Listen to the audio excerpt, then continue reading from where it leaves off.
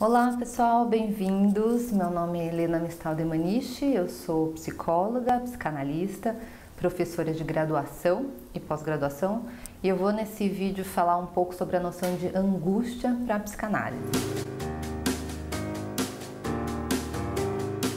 Angústia é um termo importante para o Freud pensar as neuroses, para pensar a constituição do sujeito, a angústia de castração, e o tema importante para se pensar a clínica atual, se a gente substituir o termo angústia por ansiedade.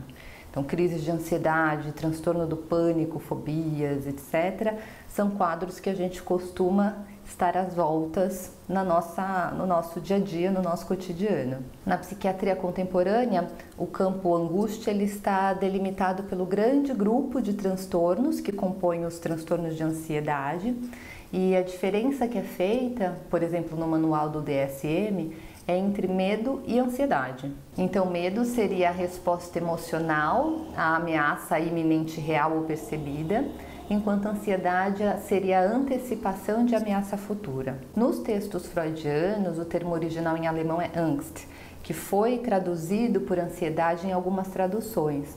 Então, se fala em ansiedade de castração, inibições, sintomas de ansiedade, mas existem outras traduções que optam pelo termo angústia e até medo.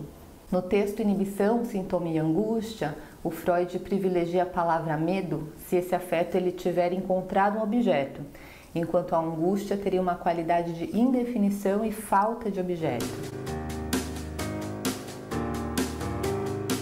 Em primeiro lugar, a angústia ela pode ser definida como um afeto que o Freud estuda especialmente a partir das neuroses de angústia e da relação entre esse afeto e o recalcamento. Portanto, temos a angústia freudiana pensada no campo das neuroses. Mas poderíamos considerar se existiria apenas um tipo de angústia ou se a gente não encontraria, sob esse termo, experiências muito diversificadas. Então, será que existiriam angústias normais e outras patológicas?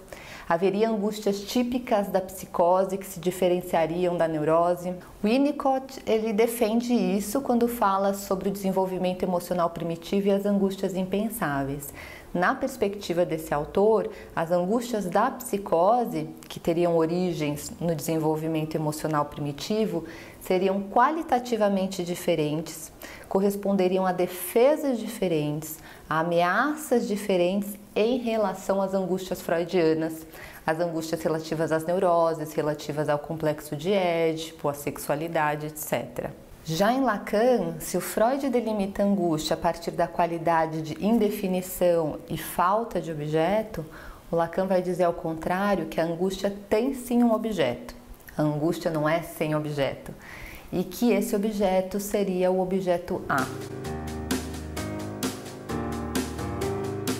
A angústia em Freud seria uma reação a uma situação de perigo e reproduzida sempre que um estado dessa espécie se repetisse ou como sinal a impedir que tal situação ocorra. Se criam sintomas, como por exemplo uma fobia, a fim de evitar uma situação de perigo cuja presença foi assinalada pela geração de angústia. Onde tem angústia, portanto, tem uma situação de perigo para o ego, seja esse perigo real ou fantasiado. A angústia, ela surge devido à incapacidade do eu, do ego, em lidar por meio de reações adequadas com essa tarefa, com esse perigo. E o que seria perigo? Para Freud, situações de perigo envolvem a perda do objeto, a falta de um objeto amado. E mais especificamente, a ameaça de, ao perder esse objeto, não obter a satisfação de uma crescente tensão pulsional. De um ponto de vista metapsicológico econômico, perigo seria a situação de não satisfação, na qual as quantidades de estímulos se elevam a um grau desagradável, sem que seja possível que esses estímulos sejam dominados psiquicamente ou descarregados. No texto que eu mencionei, Inibições, Sintomas e Angústia, o Freud ele tenta traçar, no progresso do desenvolvimento da criança, grandes perdas e, portanto, angústias típicas do desenvolvimento que caminhariam desde a perda da mãe como objeto, passando pela castração, até a angústia moral causada pelo poder do superego. O Lacan ele vai trazer algumas novidades para se pensar a angústia na psicanálise, especialmente no seu seminário 10.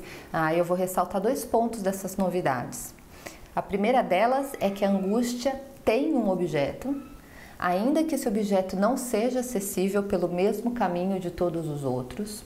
É um objeto de exceção, especial, não especular, que é o objeto A.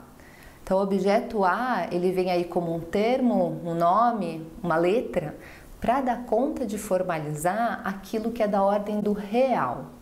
Um objeto muito primitivo, que tem origem ali no início da constituição do sujeito, é anterior ao desejo, na realidade é a perda desse objeto que causa o desejo e que estará muito relacionado à dimensão do corpo. No estádio do espelho, o Lacan ele já tinha trabalhado a ideia de que a primeira organização do eu se daria em torno de uma imagem, privilegiadamente a imagem do nosso corpo. Uma imagem que precisa ser reconhecida pelo outro, o grande outro, que precisa de alguma forma sustentar essa imagem. Para quem quiser entender melhor essa passagem, eu tenho 2 vídeos que falam sobre a constituição do sujeito para Lacan e eu vou deixar o link na descrição desse vídeo. Mas nesse processo de reconhecimento da própria imagem pelo outro, tem algo que fica de fora. Tem algo que sobra, que não é passível de ser reconhecido. Para a gente pensar, conseguir visualizar um pouco essa ideia, talvez a gente pudesse analogicamente imaginar quando a gente se olha no espelho ou quando alguém nos olha e vice-versa, e nessas situações a gente vê apenas uma parte do nosso corpo, a frente, atrás, o lado, enfim, mas tem outra que fica escondida, que a gente não tem acesso e que não pode ser refletida no espelho. Podemos usar essa analogia para pensar o objeto A. Nem tudo pode ser nomeado pelo outro, nem tudo pode ser reconhecido pelo outro, nem tudo pode ser abarcado pela imagem. E é isso que resta, né? Isso que se perde, isso que não é reconhecido, que é o objeto A. Ele é esse resto, esse resíduo não imaginado do corpo. Um objeto que vai fazer ponte entre o trauma dessa falta irredutível, desse vazio que é constitutivo do sujeito, com os outros objetos do mundo, que podem entrar na cena do mundo, ser partilhado com o outro, etc. No seminário 10, o Lacan ele ainda vai pensar esse objeto, né, esse objeto A, esse objeto perdido, como correspondendo ao todo 5 formas de perda. O seio, as fezes e o falo. Para quem conhece a teoria do desenvolvimento psicossexual em Freud, já deve estar aí reconhecendo os objetos da pulsão, das fases oral, sádico-anal e fálica, respectivamente. E além desses 3, o Lacan acrescenta mais 2 nessa lista de objetos da teoria freudiana, que é o olho e a voz. Então são 5 objetos cedíveis do corpo e 5 objetos que são as formas que o objeto A assume. Um segundo ponto que eu gostaria de ressaltar sobre as novidades que Lacan traz é que se para Freud a angústia sinaliza a iminência de uma perda, para Lacan a angústia é esse afeto que demarca cada uma das incidências do objeto A. Ou seja, ela é a tradução subjetiva desse objeto na medida em que ela sinaliza não a iminência de uma perda, mas os momentos de aparição desse objeto. Vejam que aí nós temos uma posição nova. O que nos angustia não é o que comumente costumamos pensar, perder algo, mas quando justamente não há espaço para o vazio. Quando, como diz o Lacan, a falta vem faltar. E se a gente refletir um pouco sobre essa ideia, a verdade é que nós estamos muito bem acostumados a lidar com a falta. A gente convive com ela o tempo todo. A gente sempre sente que nos falta algo, que precisamos correr atrás de alguma coisa, ou que estamos esperando que algo aconteça para sermos felizes. Então, lidar com a falta talvez não seja necessariamente problema, ainda que gere algum tipo de sofrimento. O que nos angustia para Lacan estaria muito mais ligado a não ter espaço para a falta, um excesso de presença. O que aconteceria, tomando a analogia de que a gente nunca consegue se ver inteiro no espelho, se víssemos tudo ao mesmo tempo? Frente, trás, lado. Que tipo de aberração surgiria? O que será que veríamos? Talvez não fosse muito agradável. Isso não era para estar aqui.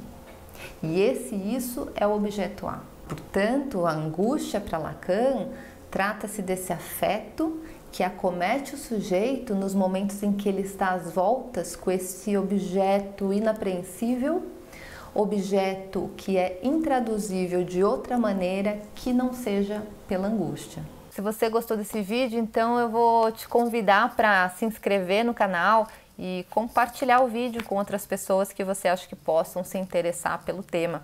E também te convido para me seguir lá no Instagram, nesse endereço que está aparecendo na tela.